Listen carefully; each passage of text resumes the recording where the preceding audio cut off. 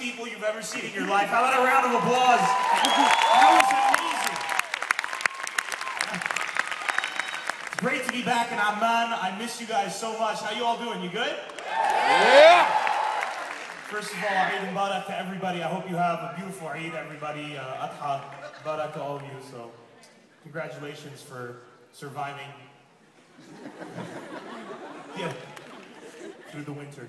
Well, the winter's, it's cold. It's getting, I just came off the plane from Egypt right now. Do we have any Egyptians in the crowd? Woo! All right, food of hummus. Let's do this. I'm Lebanese. Do we have any Lebanese people? Yes! 4 people. Fantastic. Enough to start a civil war. Be very careful. That's all you need. You know, my favorite country, of course, my favorite country in the world is Lebanon because it's my own country. But if I had, thank you. But if I had to choose another country, this isn't just talk. Like I say this everywhere I go. I think Jordan is the country.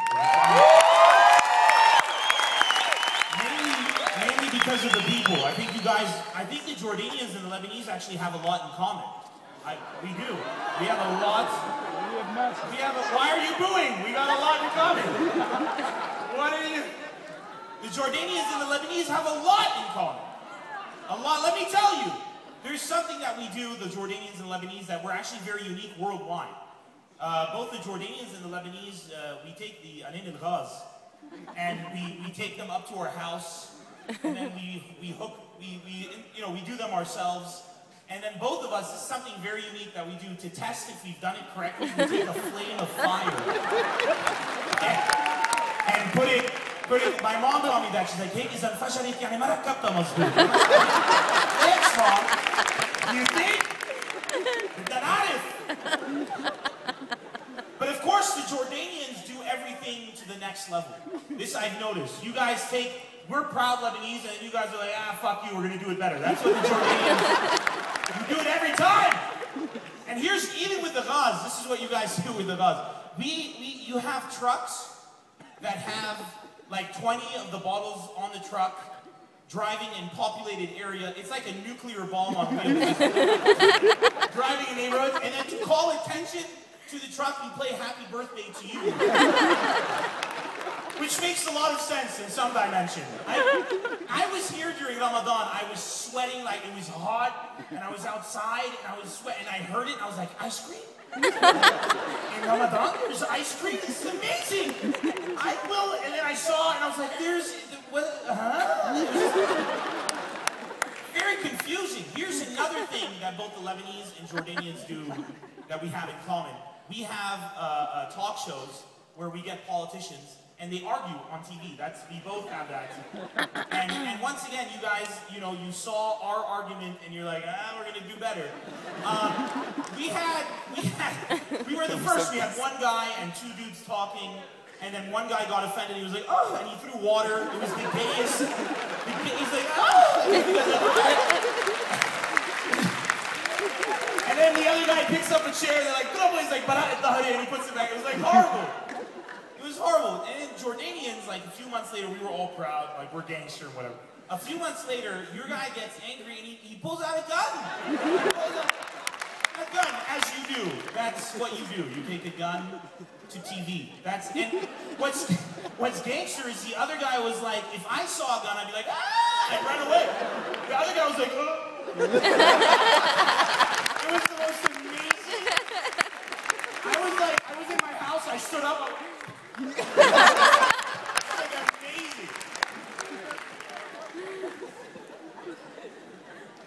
We have a lot in common. Although I do know a lot of women in Jordan come up to me and say, Nemer, make fun of Jordanian men because they're not romantic like Lebanese men. Is this true, women? First of all, I'm not. I'm going to stand by my fellow man.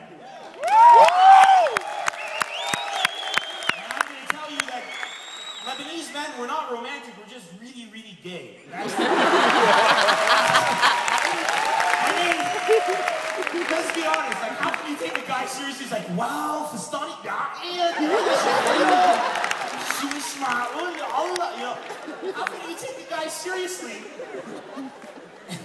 Like, I asked the Jordanian guy. Jordanians are gay. They're men. Like, you guys are, I asked the guy, I'm like, what do you tell a woman if she has a Jordanian guy? Like, what do you tell a woman if she has a beautiful dress? And he's like, and that was it.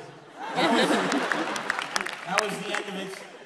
I was like, well, how do you get a woman's attention? But he's like, jamal. Jamal.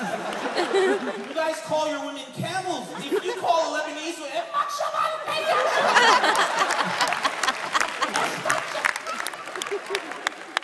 and then like, and Saruch, and like military weapon, like, you guys are crazy. You guys are insane. You're insane. What about, do we have any Saudi Arabians tonight in the house? Anyone from Saudi Arabia? Shit. I was like, yeah. I'm going to talk about you guys anyway. Saudi Arabians are, for me, the manliest men in the entire Middle East. Nope. Like, truly. No. No. I'm being not, why are you, this is the most hostile crowd I've ever seen. Down with the heathen. It's a joke.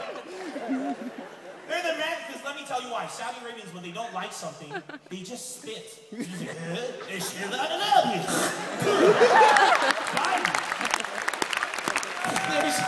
There's no manlier way to tell somebody fuck off than to spit.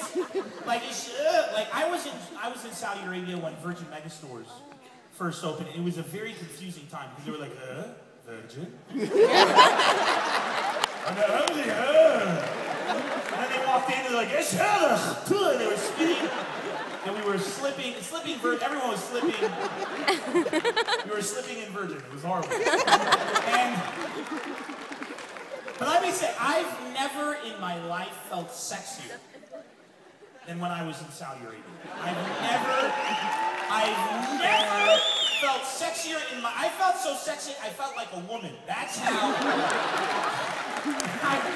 I was in Riyadh. Which one is the one that's more conservative? Riyadh or Jeddah? Riyadh. I was in Riyadh, because I get them confused, and I was in my hotel room, and it was, I think, 50 or 56,000 degrees Celsius outside. So it was hot, so I said, I'm going to wear shorts. So I put shorts on. That's a good idea. I come down the elevator, and there's a guy who's standing at, his job is to stand, like these guys, it's like, bing, it opened, he's like, sir, get back here! I was like, whoa! Whoa, what? He's like, you can't, your legs! I was like, what's wrong with my legs, man?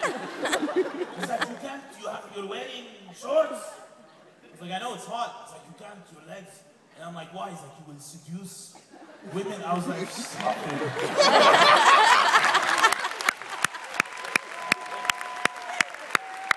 I was like, you mean these legs? Or you I started to wear like shorts everywhere. I was like, somebody attacked me. This feels great. Oh God. Obviously you can tell I lived in America for a while, so I grew up there in the U.S. and I actually got the citizenship. So a lot of people tell me, especially in Lebanon, so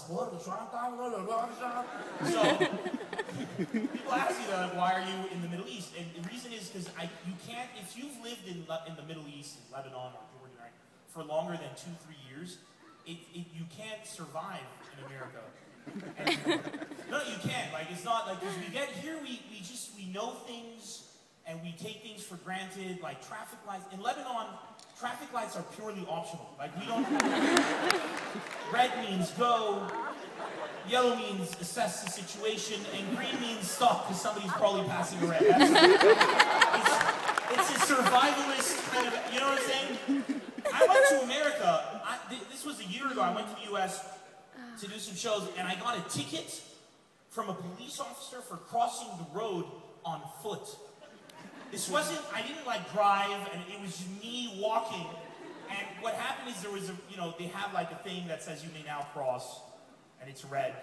But there were no cars, so I was like, whatever. So I crossed, I'm a rebel. I crossed the road, and when I got to the other side, I hear this guy, he's like, sir, come back here, sir, how dare you? And I flipped, he's like, come back here, and he runs up. He's like, you were breaking the law, sir, you broke the law. I was like, what are you talking about? He's like, you were jaywalking. I was like, I was on Leno? Like, I had no idea what that even meant. He's like, no, sir, jaywalking. You crossed the road before you were indicated to do so. I was like, there were no cars. That was my indication. And he looks at me, and he's like, oh, we have a smartass, don't we?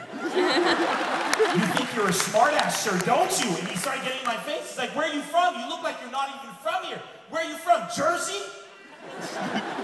I was like, actually, I'm from a place called Lebanon. He's like, I was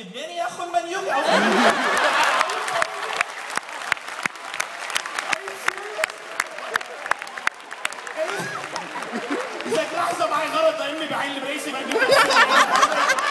I'm like, come on, man.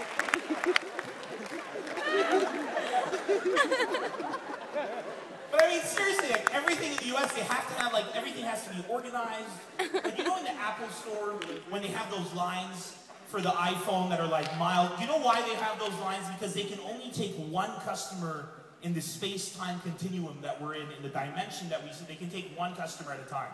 There's just a one person, this is an iPhone, does it light up when you press yes, can I try? And you just wait.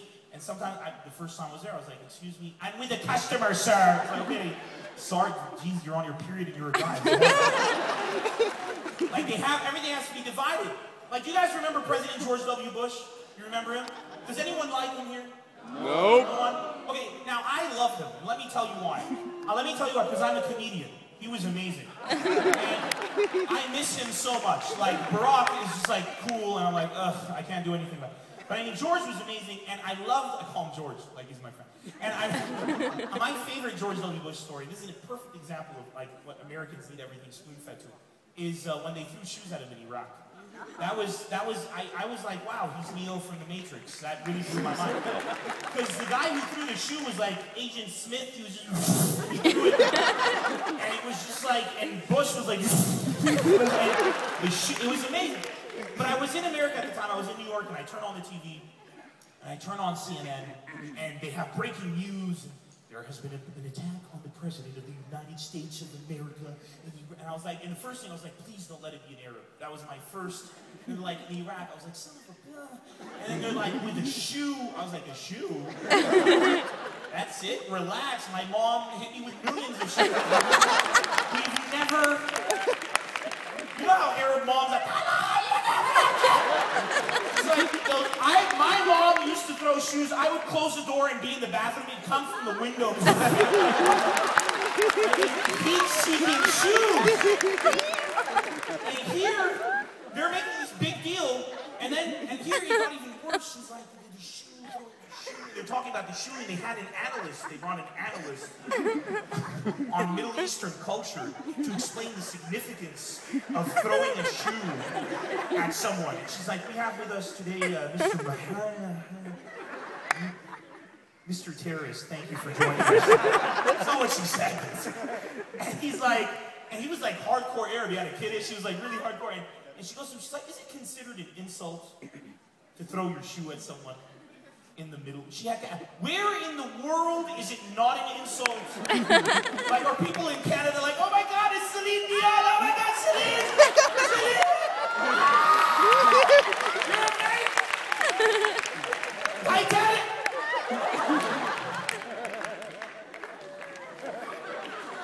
And the guy, this is the Arab guy, this is what I love about Arabs. He's like, well, you see, Habibti, in the Middle East, the foot is the lowest part of the body. Really? As opposed to Scandinavia, where people walk. Fast forward to the Middle East, my dad used to beat me with a belt when I was growing up. In America, it's called child abuse, and you can call the police. In Lebanon, it's called Gulbay. Like, that's, you know what I'm saying? How many people here have been hit with a belt by their father?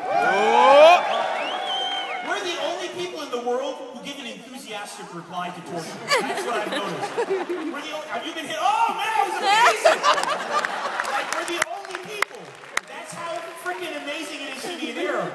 In America, it's like, my father beat me with a belt, and he called me a poo-poo face. Like, really? My dad was so crazy, and I admire him. He was so creative. He didn't used to like take off the belt. He'd make me go get a belt. That was my dad. My dad's like, hey, ya hayawan! I'd be like, what? He's like, روح جيب لي الإشارة. So I go, and I get him the belt, and I come back, and he'd be like, جيب لي البني. I'm like, you silly. You know what I'm saying? I'm amazing. It's incredible. And incredible, and moms, Arab moms, how about a round of applause for Arab moms, man? Arab mothers are the most hypocritical women. Let me tell you, like my dad would be beating me, my mom,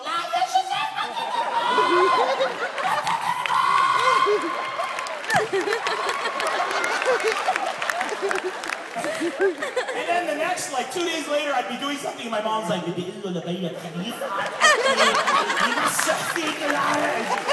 Mom. The hell? What's wrong with you? How many people here have taught their mom how to use a computer? How many? Here's the sentence that every Arab mom has said across the entire Middle East when somebody's trying to teach them the computer. Are you ready? This is the sentence. Here we go. يا عمي شوي شوي يا عم تحكي كثير بسرعة. روح ما عم بفهم الروح. It's like I didn't even turn on the computer yet. شيل ما بفهمش حزين. Man, they're amazing. They're like, they're just very gangster. My mom used to hit me and then go like after like she was surprised. Like, you did it. How do you know that I didn't know about his feet? You used your hand and slapped me across the face. That's how it happened. But I'm a hit. My dad used to like, he'd be walking, he'd get me. Like, why? He's like, I'm Hamna, I'm Zaka. It's so easy. And I don't know, I've never dated a Jordanian woman. I've never known anybody who's been honest about dating Jordanian, so I don't know, so I'm going to talk about Lebanese women, but you guys tell me if it's the same. Lebanese women are absolutely insane, like they're crazy. And you heard that? That was a Lebanese woman. She just gave birth to 3 kids.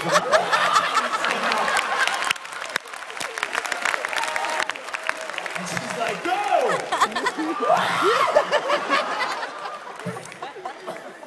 Craziest. Lebanese women are the most insane. You cannot, if you have a relationship with a Lebanese woman, like if any of you, God forbid, comes to my country or one of our country comes here, sorry? Palestinian I didn't know we had a war going on between the bitchier race, but okay. And apparently she's a lesbian because she was like, Palestinian!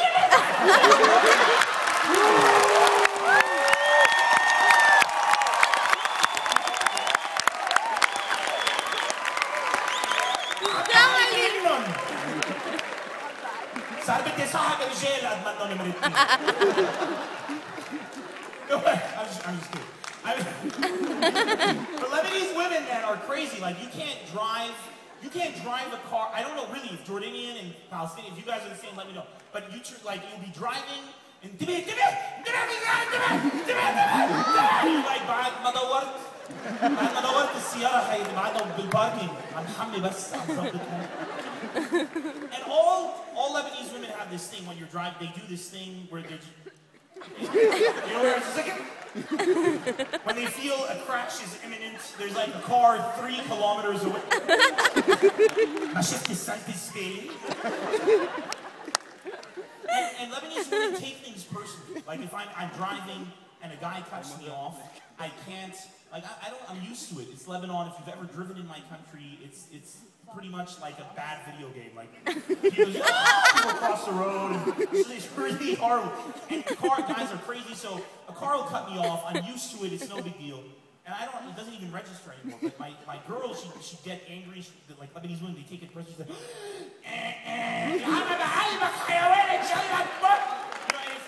so you keep it censored, so just use your imagination. She's like, she goes through the whole family. And I'm just like, please, Haiti, because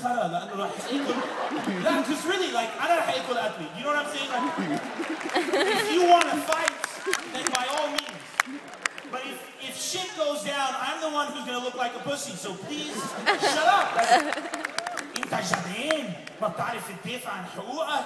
And it's just like, oh. So once I was driving, and this happened, and my girl, she flips out and she honks the horn at this big SUV, and she started giving them gifts. She's like, oh, and you know, I told her to stop giving him gifts, you know.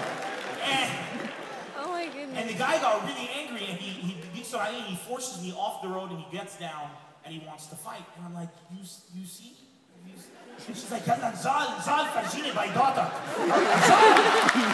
نزال فرجيني بيضاتك. I was like, I can show it to you here. You don't have to do all of this. Are you insane? Zal دافع عني. I was like, it's your fault. You're the bitch.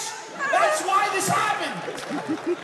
I open the door, I get down, this dude jumps out of the car, he looks like he's been doing steroids for a living. Like,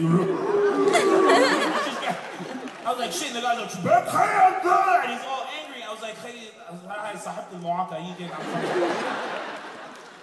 and he stopped, and he looked at me, he's like, صراحة صاحبتي قالت لي اكسر عليك, so don't worry about it.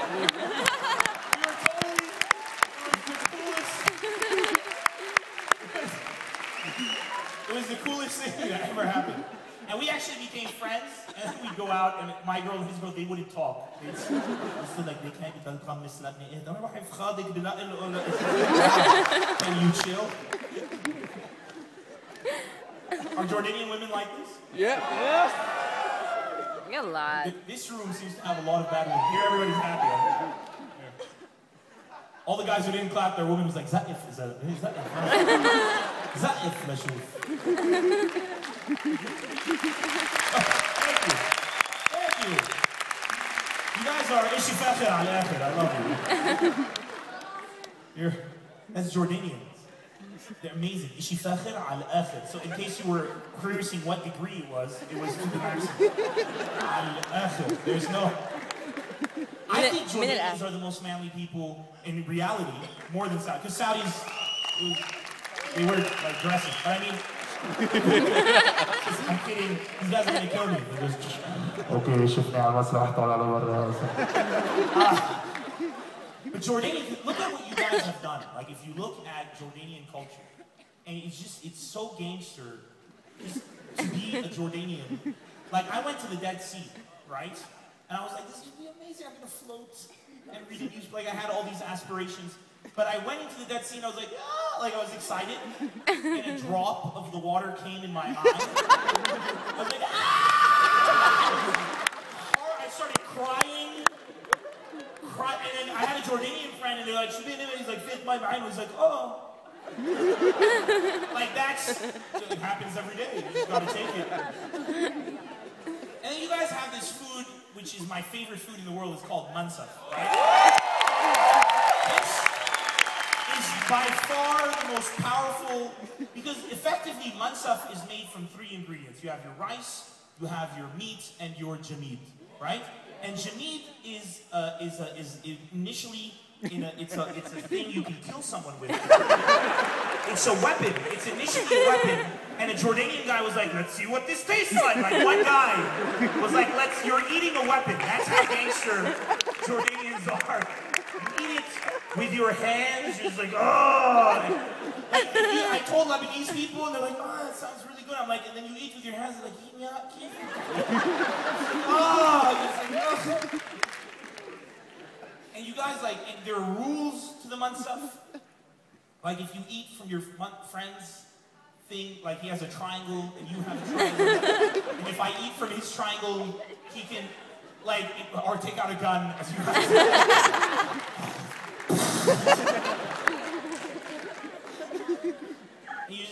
But it does, initially, it kind of looks gay. In the beginning, when you have like 8 guys with their hand, like all of us, and then we're just sitting there going,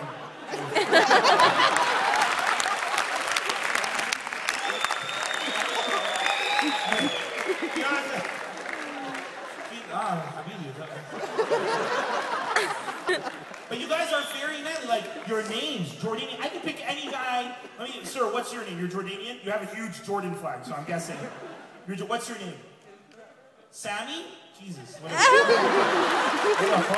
you ruined the whole... You sure you're not Lebanese? Because that's gay enough to be Lebanese. What about... It is! What about you, sir? Are you Jordanian? Yes. What's your name? Mu'taz. Mu'taz. What about you, sir? What's your name? Fadi. You're Lebanese. He's Lebanese, isn't he? You're both Fadi, and you're sitting in between them. شو ما كنت تقدري تختاري؟ مش عارف فادي ولا فادي. Are any of you going out with anyone of you? You're both friend zone? Jesus, man. Fadi in the friend zone. Are you guys, you're just friends, or are you related, or just friends? And how long have you been pretending, sir, that you guys have been? How long? I'm just kidding. How long have you guys been friends? 5 years, Fadi 1 and Fadi 2? As well, 5 years? No, she's like, that should be, and she got offended. It's since 2nd grade. Oh, wow. Dude.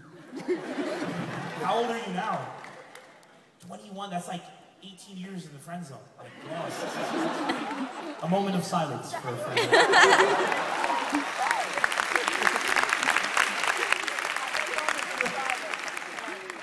Lebanese names are weird. Like, girls have weird names. Like, I had a girl in Lebanon, her name's Isaf. It's like, what were your parents thinking when you came up with the... My name, which I'm very proud of, Nemer, which I feel is very manly. They didn't actually give me that name. Like, here's the real story. Like, when I was born, I actually didn't have a name. So for 3 months, I was... That was my dad's... They couldn't agree on a name. And one day, I used to scream and cry. Like, I was loud all the time. And one day, my dad's like... And Nemer was the first thing he came up with, which basically executed me to a life of Nemer, شفتك امبارح على TV. I'm like, really? When? I discovered it.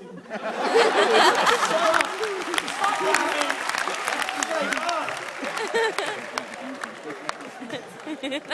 Actually, I just remembered something. I was in Dubai a few weeks ago, and this dude walks up to me like this out of nowhere. He just walks up to me. He's like, مش انت تبع ال one night stand? And I was like, hey, stand up comedy. No. Stand up comedy, relax. You can't walk up to a guy and go, مش انت تبع ال one night. That's worse than the girl with the Palestinians. Like, you can't. Don't do that. No. How many people are from or have been to Dubai? You guys like Dubai? Do you like it? I don't like it. I don't like it. Let me tell you why. The scariest thing in my life happened to me when I was in Dubai. The scariest. I've never been more terrified. First of all, the Filipino girls that work there in the hotels, like they're not women. They have to be. There's something like because it's like 5 in the morning and they want to do the room and they're just like, housekeeping, housekeeping. And you're like, no, please, I want to die. Just get away. Housekeeping, housekeeping. It's just like, ah. And then you open the door, they're not even at your door. They're like 2 floors up. And it's like, housekeeping. But he's coming to you. Like, they're insane. And once I did these shows in Dubai, and it was like 4 in the morning. I got home. It was a late night, late shows. And I went to sleep. And at exactly 7:13 in the morning, I wake up to this.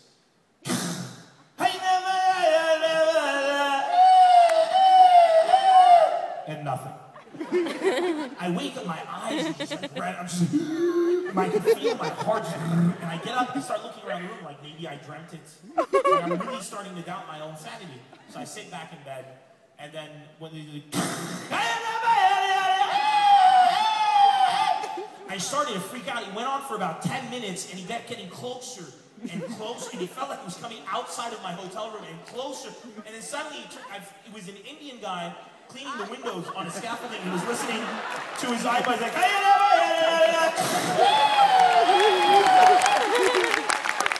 and he looks at me, and he's like, hello, sir, how are you? I'm like, get out of my window, are you insane? I can't have children anymore. That's how scary.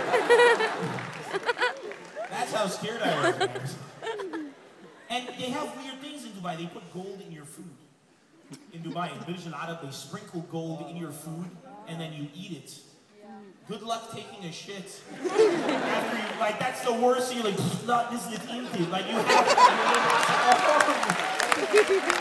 Like, you guys have been an amazing crowd. Thank you so much for having me.